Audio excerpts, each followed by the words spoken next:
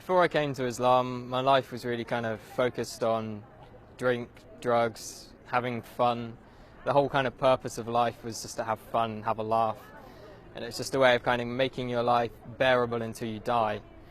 I tended to kind of be in a kind of heavy metal crowd, hanging around a lot of people with similar interests, which weren't always the best company to keep.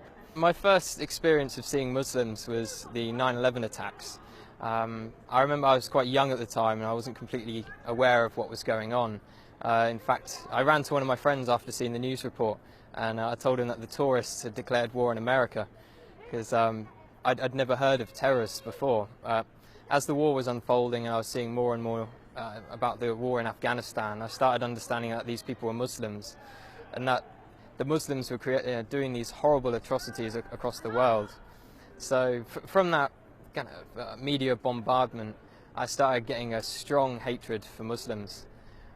So much, in fact, I tried to join the army 3 times with the goal of wanting to go over there and kill as many of these people as I could, to do my bit for the country and to make it a bit safer for my family.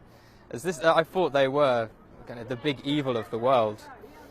I started hearing a bit more about Islam. It was the last time I was applying for the army.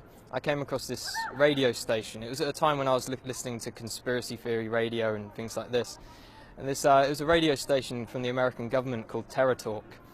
And it was talking about the life of the Prophet ﷺ. And it just didn't sound right to me that people would follow him from all these evil things they were saying about him. So I started to question what Muslims believed at that time. I was on a spiritual search anyway. At the time I was looking into Norse mythology and paganism, and one of my friends turned to me and said, before you decide on this paganism thing, have a look around a bit more. So I came across kind of Muslims on the internet. I think one of the first people I saw on the internet was Baba Ali. And he broke the stereotype of Muslims for me. I was surprised that there was this guy who was funny and he was very laid back. He wasn't with a big beard shouting, you know, kill the kafir and, you know, all this kind of stuff. And then I eventually picked up the Quran from my college. When I had it, I actually thought I was picking up a terrorist handbook, and I was a bit worried that MI5 were going to come after me as soon as they saw me take it out of the library.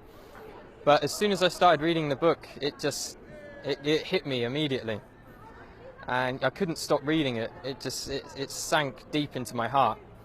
And as I kept continuing through the different surahs, I remember reading about the people in the fire having boiling water to drink, burning their throats. And as I could read this and I was living this awful life, I could feel my throat burning, and I could feel kind of how real this thing was and how I had to change.